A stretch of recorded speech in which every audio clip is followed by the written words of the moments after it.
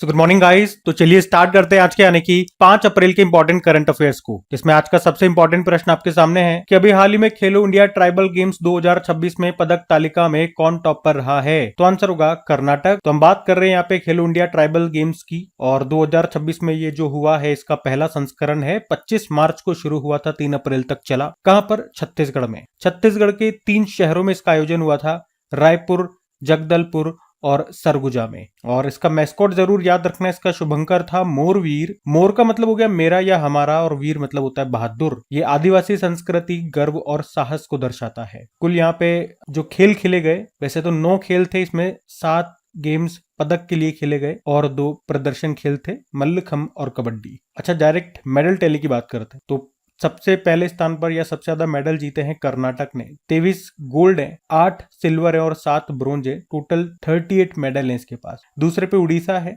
लेकिन उड़ीसा में अगर आप देखोगे, एक बात नोट करोगे तो जितने भी मेडल टैली में जो रैंकिंग दी गई है, सबसे ज्यादा टोटल मेडल इसके पास ही है। 57 मेडल है, 50 से ऊपर मेडल इसके पास है। लेकिन आपको पता है जिसके पास सबसे ज्यादा गोल्ड होते हैं, सिल्वर होते हैं, तो उनको अच्छी रैंकिंग दी जाती है। तो रैंकिंग गोल्ड के हिसाब से रैंकिंग देखी गई है, तो सबसे ज्यादा कर्नाटक के पास है 23 गोल्ड, उड़ीसा के पास 21 ही गोल्ड है। तो इसीलिए उड़ीसा पहले स्थान पर, तो कर्नाटक पहले स्थान पे, उड़ीसा दूसरे पे और तीसरे पे झारखंड है। और जो मेजबान राज्य है छत्तीसगढ़, वो देखोगे तो वो 9वें स्थान पर है। ठीक है, तो खेलो इंडिया की बात चल रही है, तो अभी तक जितने भी खेलो इंडिया गेम्स हुए थे वो सारे मैं आपको रिवाइज करा देता हूँ। एक यही वाला बाकी था ट्राइबल वाला, वो भी आज हमने देख लिया, तो अब सारे एक बार रिवाइज कर लेते हैं। तो खेलो इंडिया पैरा गेम्स 2025 की हम बात कर रहे हैं। दूसरा एडिशन जो हुआ था नई दिल्ली में, और इसका मैस्कॉट है उज्ज्वला। उसमें टॉप पे रहा था हरियाणा। खेलो इंडिया यूथ गेम्स का 7वां एडिशन हुआ था बिहार में, उसका मैस्कॉट है गजसिम्हा और उसमें टॉप पे महाराष्ट्र था। वहीं खेलो इंडिया वाटर स्पोर्ट्स फेस्टिवल, इसका पहला एडिशन हुआ था, और कहां पर हुआ था? श्रीनगर की डल झील में। मैस्कॉट है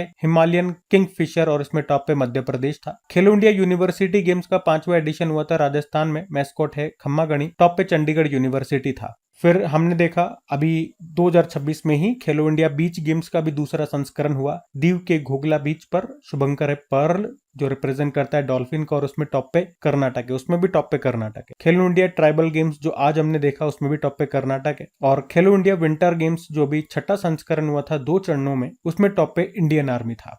ठीक है, तो सारे खेलो इंडिया गेम्स मैंने आपको यहाँ पे रिवाइज करवा दिए, सारे आपको याद रखने हैं। हम अगला प्रश्न देखते हैं। फिर अगले में पूछ रहे हैं, अभी हाल ही में ग्रामीण स्वास्थ्य अभियान है माझे गांव आरोग्य संपन्न गांव, इसको अभी किसने शुरू किया, कहां पर शुरू हुआ? तो आंसर होगा महाराष्ट्र। तो अभी महाराष्ट्र सरकार ने माझे गांव आरोग्य संपन्न गांव, उसका मतलब होता है मेरा गांव स्वस्थ गांव, नाम से एक नया अभियान शुरू किया है महाराष्ट्र ने। शुरू करने का उद्देश्य क्या है?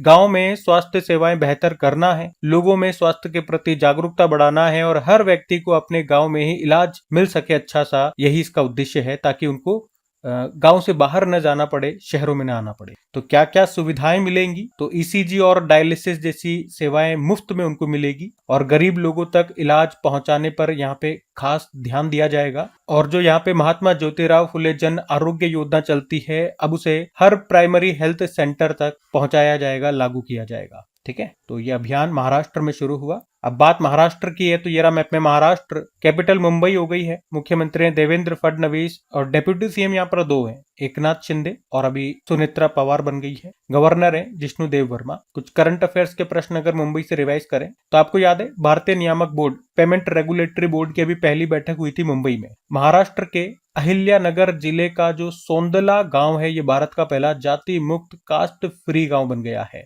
राष्ट्रीय आरोग्य मेला 2026, इसका आयोजन हुआ भी महाराष्ट्र के बुलढाणा जिले के शेगांव में। और आरबीआई ने देश का दूसरा high security data centre Orissa के भुवनेश्वर में लॉन्च किया, जबकि पहला आपको यहीं पर मिलेगा खारगर, नवी मुंबई, महाराष्ट्र में। लार्सन एंड टुब्रो, ये महाराष्ट्र के हिंगोली में भारत के पहले लीगो मतलब laser interferometer gravitational wave observatory का निर्माण करेंगे, जो कि एक मेगा साइंस प्रोजेक्ट है। उसके अलावा 7वां एशिया इकोनॉमिक डायलॉग 2026 ये हुआ पुणे में। महाराष्ट्र के भंडारा जिले का बेला ग्राम पंचायत, ये भारत की पहली नेट जीरो पंचायत बन गई है। और महाराष्ट्र के पालघर जिले में स्थित our lady of grace cathedral, जो यहाँ पर वसई में है, और इसने 2025 का प्रतिष्ठित यूनेस्को एशिया पैसिफिक अवार्ड जीता था। अर्थशॉट प्राइज 2026 का आयोजन मुंबई में होगा। दिव्यांग सहायक पोर्टल यहाँ पर लॉन्च हुआ। भारत की पहली एआई संचालित कौशल जनगणना जिसका नाम है सक्षम, इसको शुरू किया गया था मुंबई में।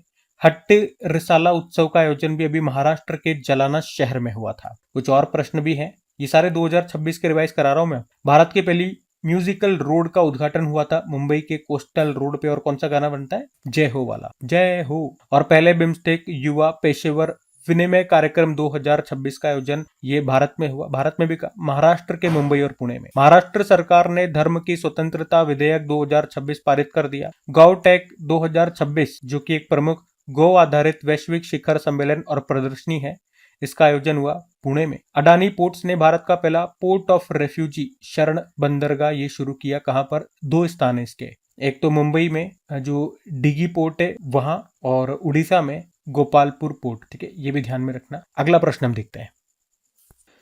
फिर अगले में पूछ रहे हैं, हाल ही में पूर्वांचल महोत्सव माटी 9 का आयोजन कहां पर हुआ? तो आंसर होगा इसका नई दिल्ली में। तो पूर्वांचल महोत्सव माटी 9 मतलब हो गया ये इसका नवा संस्करण है। इसका आयोजन अभी नई दिल्ली में हुआ और इसका उद्घाटन किया था अभी लोकसभा अध्यक्ष ओम बिरला ने। अब है क्या ये माटी महोत्सव? तो आप कहोगे कि ये पूर्वांचल का एक बड़ा सांस्कृतिक त्योहार है जिसमें माटी यानी कि मिट्टी यानी कि अपनी जड़ों और परंपराओं को खास महत्व दिया जाता है। यह लोगों को उनकी जड़ों, उनकी परंपराओं और संस्कृति से जोड़ता है, और इसका आयोजन करने का उद्देश्य यही है, पूर्वांचल की संस्कृति को बचाना और आगे बढ़ाना, युवाओं को अपनी परंपराओं से जोड़ना और लोक कला, भाषा और जो भी वहां की पाक कला है उसको बढ़ावा देना। पूर्वांचल कौन सा क्षेत्र है? तो आप देखोगे उत्तर प्रदेश का जो सबसे पूर्वी वाला हिस्सा है उसे पूर्वांचल कहते हैं। ये मुख्य रूप से उत्तर प्रदेश और बिहार के हिस्सों में फैला हुआ है और यहाँ पे मुख्य भाषा भोजपुरी होती है।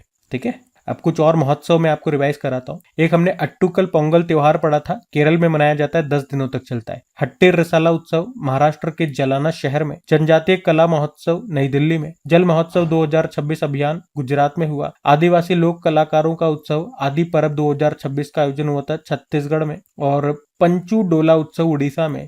चापचारकुट महोत्सव मिजोरम में और मिजो जनजाति के द्वारा होता है इसका आयोजन। भारत जनजाति महोत्सव 2026 नई दिल्ली में। सरहुल महोत्सव झारखंड। माधवपुर घेड़ मेला का आयोजन हुआ गुजरात। ठीक है, तो ये सब भी ध्यान में रखना। अगला प्रश्न देखते हैं। फिर अगले में पूछ रहे हैं कि भारत कोल और हम कोल मतलब कोल फील्ड और महानदी कोल फील्ड, ये भारत का पहला स्वदेशी कोयले से अमोनियम नाइट्रेट प्रोजेक्ट को कहां पर शुरू करेंगे? तो ये शुरू करेंगे उड़ीसा में। जानते हैं इसके बारे में डिटेल से। तो यहाँ पे जो एक कंपनी है वो है Bharat coal gasification and chemical limited और दूसरी है महानदी कोलफील्ड लिमिटेड। तो ये दोनों मिलकर के एक बड़ा प्रोजेक्ट शुरू करने के लिए इन्होंने अभी आपस में समझौता किया है और ये प्रोजेक्ट उड़ीसा के लखनपुर में शुरू करेंगे। तो क्या होगा इस प्रोजेक्ट में? इसमें ये क्या करना चाहते हैं, कोयले को गैस में बदलकर उससे अमोनियम नाइट्रेट बनाना चाहते हैं और इसी प्रोसेस को कोल गैसिफिकेशन कहते हैं, याद रखना। अब ये जो अमोनियम नाइट्रेट बनेगा ना, उसे हम कई जगह इस्तेमाल करेंगे, जैसे कि उर्वरक में, फर्टिलाइजर्स में, खनन में, माइनिंग में, विस्फोटक बनाने में, हर जगह इसका इस्तेमाल होगा। हमें इसे अभी इंपोर्ट करना पड़ता है, दूसरे देशों से मंगाना पड़ता है, तो उसमें भी कमी आएगी। तो इसमें जो इन्होंने टारगेट रखा है उत्पादन का, इसमें हर दिन 2000 टन अमोनियम नाइट्रेट हम बनाएंगे। और सरकार ने कोयला गैसिफिकेशन या कोल गैसिफिकेशन के लिए 8500 करोड़ अभी मंजूर किए हैं। वैसे इस प्रोजेक्ट में लगभग 25,000 करोड़ रुपए का निवेश होगा। और यहाँ पे आप कह सकते हो कि भारत की पहली कोल गैसिफिकेशन की स्वदेशी तकनीक का इस्तेमाल होगा। मतलब यहाँ पे जो टेक्नोलॉजी है वो भी हमारी खुद की होगी। कोयला भी हमारा खुद का, टेक्नोलॉजी भी हमारी खुद की। तो कोल गैसिफिकेशन क्या होता है? वैसे मैंने आपको बताया, जो कोयला होता है उनको हम सीधे जलाएंगे नहीं, जलाते हैं तो फिर राख बनती है, पॉल्यूशन होता है। तो हम यहाँ पे क्या कर रहे हैं, उस कोयले को गैस में तब्दील कर देंगे और फिर उस गैस से हम केमिकल बनाएंगे। और कौन सा केमिकल? Ammonium nitrate. ठीक है, तो ये प्रोसेस है। इसी के लिए इन दोनों कंपनियों ने आपस में मिलकर के समझौता किया है। मतलब ये दोनों कंपनियां मिलकर के इस प्रोजेक्ट को शुरू करेगी। कहां पर? उड़ीसा में, उड़ीसा के लखनपुर में, याद रखना। ठीक है, अब यहाँ पे भारत में पहले से संबंधित कुछ और प्रश्न आपके बनते हैं करंट अफेयर्स में, मैं आपको रिवाइज कराता हूँ। जैसे आपको याद होगा, देश की पहली खुले तौर पर क्वीर राज्यसभा सांसद बनी थी कौन? मेनका गुरुस्वामी, पश्चिम बंगाल से हैं। भारत का पहला एम्फीबियस ड्रोन जिसका नाम है अवतार, और अभी इसको लॉन्च किया गया।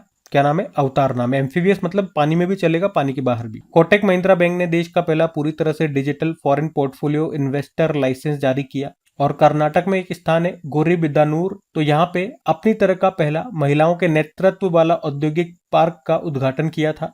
और जो गोवा है वो केरल के बाद बर्ड एटलस जारी करने वाला दूसरा भारतीय राज्य बन गया। डिजिटल ट्विन पहल शुरू करने वाला भारत का पहला बंदरगाह यह है वीओ चिदम्बरनार पोर्ट, तमिलनाडु में है। भारत की पहली क्वांटम कंप्यूटिंग वैली ये स्थापित की जाएगी अमरावती, आंध्र प्रदेश में। राजस्थान का जो अलवर जिला है यह भी भारत का पहला पूर्ण बीमाकृत जिला बना। भारत का पहला सहकारी आधारित राइड हेलिंग प्लेटफॉर्म का नाम क्या है? भारत टैक्सी है। बुजुर्गों के लिए बजट लाने वाला पहला राज्य है केरल। बुजुर्गों के लिए अलग से आयोग का गठन करने वाला भी पहला राज्य है केरल। और एनएमडीसी लिमिटेड एक ही फाइनेंशियल ईयर 2025-26 में 50 मिलियन टन लौह अयस्क का उत्पादन करने वाली भारत की पहली खनन कंपनी बन गई है। भारतीय रेलवे ने अहमदाबाद के साबरमती में देश की पहली LNG diesel dual fuel demo train शुरू किया।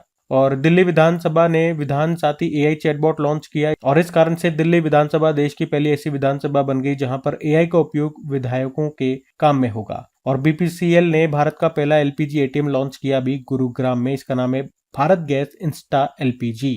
ठीक है, तो ये भारत में पहले से संबंधित सारे प्रश्न हमने रिवाइज कर लिए। अगला प्रश्न हम देखते हैं।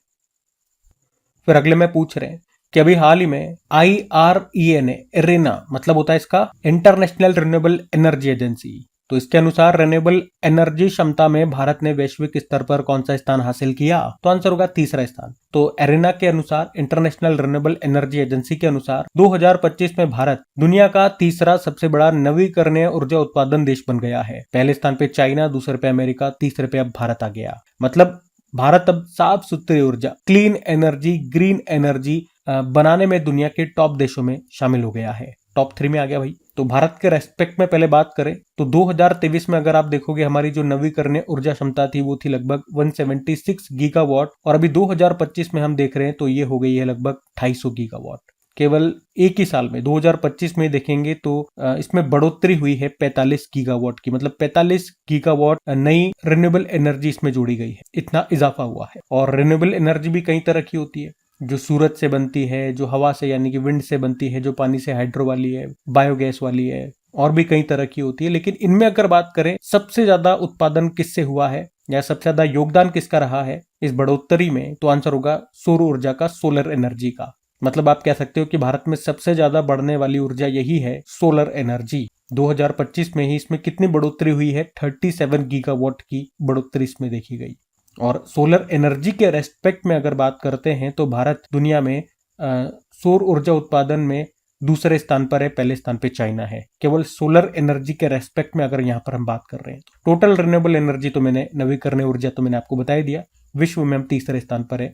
लेकिन सोलर के मामले में, सोलर एनर्जी उत्पादन के मामले में चाइना के बाद हम दूसरे स्थान पे हैं। अच्छा, अब दुनिया के रेस्पेक्ट में बात करें, भारत के रेस्पेक्ट में बात कर लिया तो दुनिया में कुल नवीकरणीय जो ऊर्जा है, रिन्यूएबल एनर्जी है, उसका प्रोडक्शन कितना हुआ? तो आप कहोगे 5149 गीगावाट। गीगा की वैल्यू होती है 10 की पावर 9। ठीक है, तो केवल 2025 में अगर बढ़ोतरी की बात करेंगे तो कितनी बढ़ोतरी देखी गई है? 692 गीगावाट, लगभग 15% की बढ़ोतरी देखी गई है, जो कि एक अच्छी बात है कि हम क्लीन ऊर्जा की ओर बढ़ रहे हैं। वैसे आपको पता है भारत का टारगेट क्या है? 2030 तक 500 गीगावाट क्लीन ऊर्जा, क्लीन एनर्जी, ग्रीन एनर्जी, कुछ भी आप कह दो, अक्षय ऊर्जा कह दो, नॉन फॉसिल फ्यूल एनर्जी कह दो, तो ये हमारा टारगेट है 2030 का। मतलब 2030 तक इतना हमें उत्पादन करना है रिन्यूएबल एनर्जी के माध्यम से। अभी 2-3 दिन पहले हमने एक प्रश्न पढ़ा था जिसमें हमने देखा था सौर ऊर्जा के उत्पादन के मामले में कौन सा राज्य टॉप पर है, तो राजस्थान उसमें टॉप पर था, याद है? कुछ और मैं आपको इसी तरह के अक्षय ऊर्जा से संबंधित प्रश्न करवाता हूँ। एक तो याद रखना, पूर्वोत्तर भारत का पहला भूतापीय उत्पादन कुआं कहां पर खोदा गया था? अरुणाचल प्रदेश में।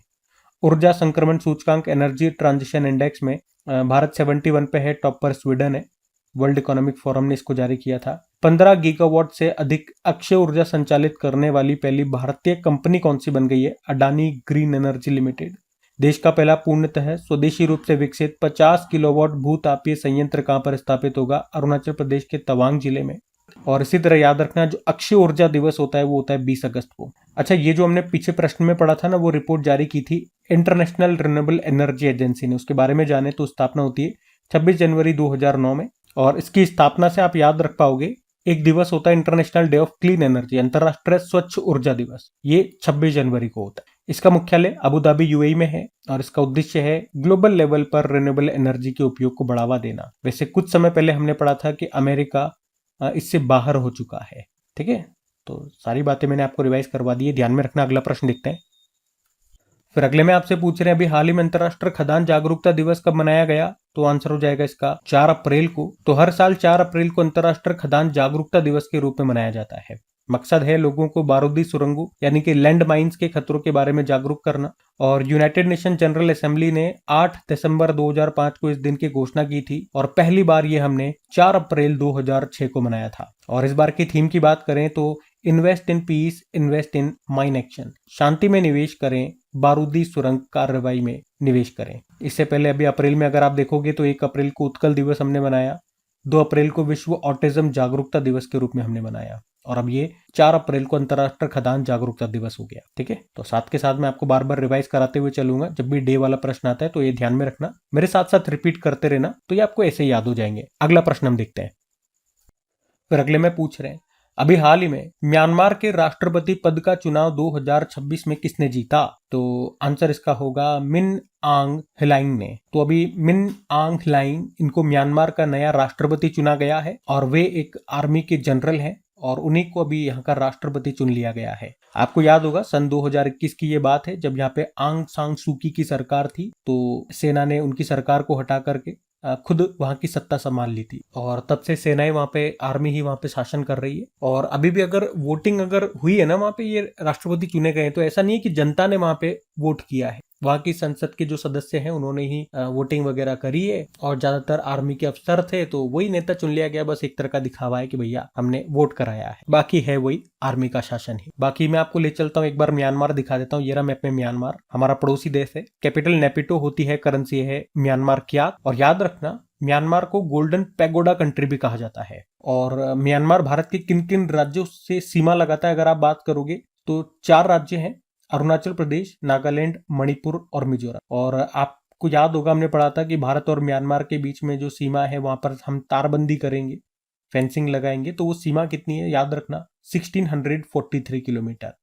और यहाँ का एक सितवे पोर्ट है जिसको भारत ऑपरेट कर रहा है, म्यांमार में है। और याद होगा चाइना ने 5000 किलोमीटर क्षमता वाला एक लेपार रेडार भी स्थापित किया था म्यांमार में ही। लेपार मतलब हो गया लार्ज फेस्ड एरे रेडार। कुछ और प्रश्न देखें तो म्यांमार के भूकंप पीड़ितों के लिए भारत सरकार ने एक ऑपरेशन शुरू किया था, ऑपरेशन ब्रह्मा। और ये 2-3 स्टैटिक प्रश्न है। इरावदी नदी कहां पर है, पूछा जाता है एग्जाम में, म्यांमार। सान का पठार कहां पर है, म्यांमार। और अराकन योमा पर्वत कहां पर है, म्यांमार में है। इसे राखीन पर्वत भी कहा जाता है। और ये भी अच्छा प्रश्न है कि यूनाइटेड नेशन ने म्यांमार में एक क्लीन कुकिंग प्रोजेक्ट को मंजूरी दे दी है जो कि पेरिस समझौते के तहत कार्बन क्रेडिट पाने वाली दुनिया की पहली परियोजना बन गई है।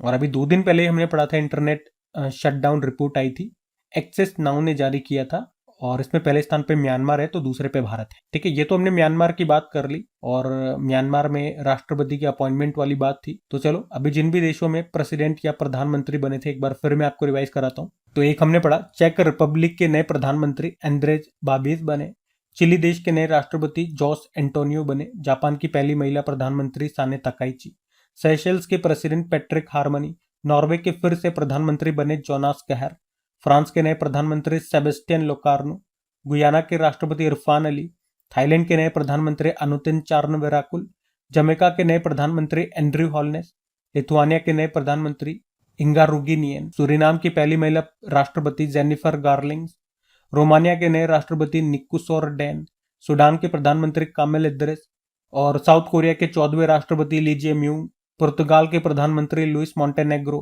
पोलैंड के राष्ट्रपति करोल नवरोकी, मंगोलिया के प्रधानमंत्री अभी हमने पढ़ा उच्चरल न्याम ओसोर, उसके अलावा गिनी देश के राष्ट्रपति मामाडी डोम्बोया, नीदरलैंड के सबसे युवा प्रधानमंत्री रॉब जेटेन, बारबाडोस के प्रधानमंत्री मिया मोटली, ईरान का सर्वोच्च नेता चुना गया था मोहताज खामेनेई को, बांग्लादेश के नए प्रधानमंत्री तारिक रहमान और नेपाल के सबसे युवा प्रधानमंत्री बालेंद्र शाह बने थे। ठीक है, तो सब ध्यान में रखना। अगला प्रश्न देखते हैं।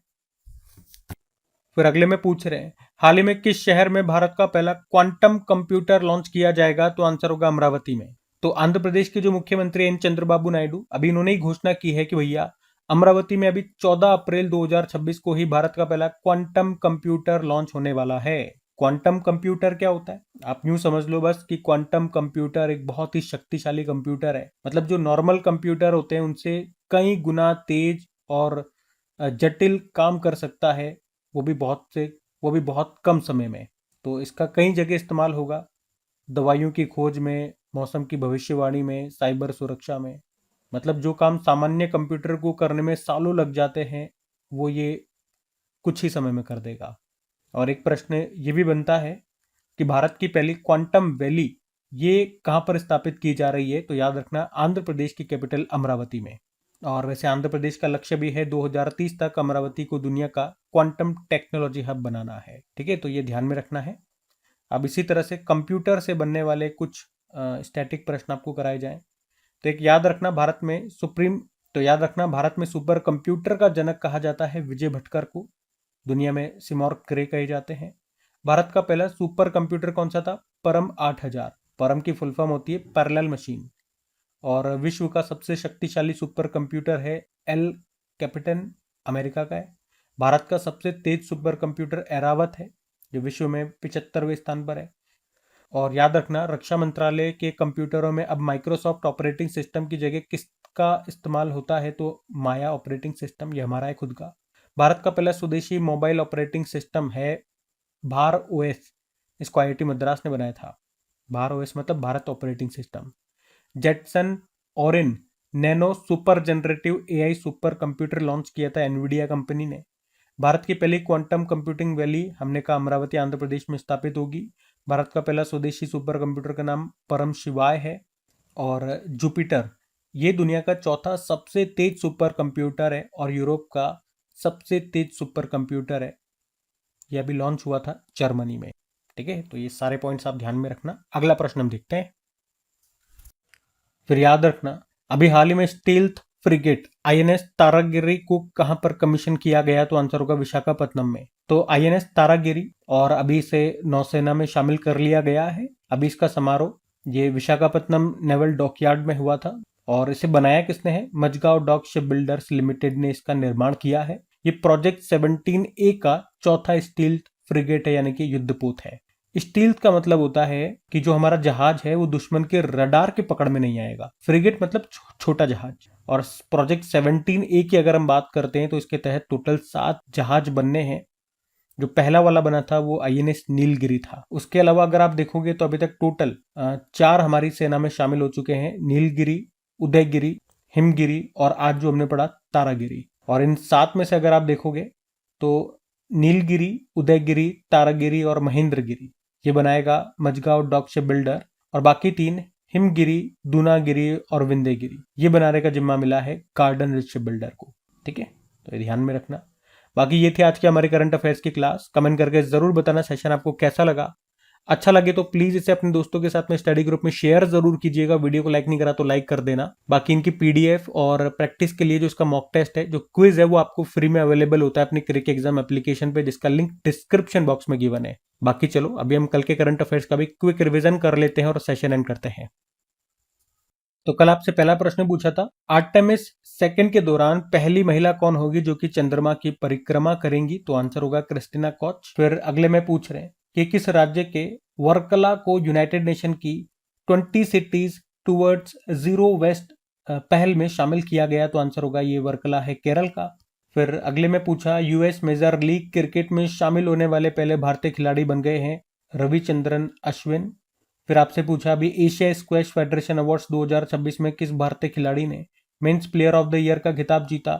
अभय सिंह ने। फिर मंगोलिया के नए प्रधानमंत्री आपसे पूछे जा रहे हैं उच्चरल न्याम ओसार, और पूछ रहे हैं कि अभी प्रधानमंत्री आवास योजना ग्रामीण को 10 साल पूरे हो गए, इसकी शुरुआत कब हुई थी? 1 अप्रैल 2016। और फिर आपसे पूछा गया कि पंचायती राज मंत्रालय के द्वारा सर्वश्रेष्ठ जिला पंचायत का पुरस्कार किसे दिया गया? तो सिपाही जिला पंचायत जो कि है त्रिपुरा में। फिर आपसे पूछा अभी किस राज्य के पुलिस बल को प्रेसिडेंट कलर सम्मान से सम्मानित किया गया? तो उड़ीसा पुलिस। और फिर पूछा था एनसीईआरटी को अभी डीम्ड यूनिवर्सिटी का दर्जा मिल गया। एनसीईआरटी की स्थापना कब हुई थी? 1961 में। फिर पूछ रहे हैं एक्सेस नाउ की इंटरनेट शटडाउन रिपोर्ट 2025 में भारत कौन से स्थान पर है? तो भारत इसमें दूसरे स्थान पर है। बाकी चलो कल का होमवर्क प्रश्न भी देखते हैं और सेशन एंड कर लेते हैं। तो कल आपसे पूछा था माधव गॉडगिल का निधन हो गया, वे क्या थे? तो वे एक एनवायरमेंटलिस्ट थे, पर्यावरणविद थे, जिनका भी निधन हो गया। आप सभी ने प्रश्न का बिल्कुल सही उत्तर दिया। अब ये रहा आज का आपका होमवर्क प्रश्न।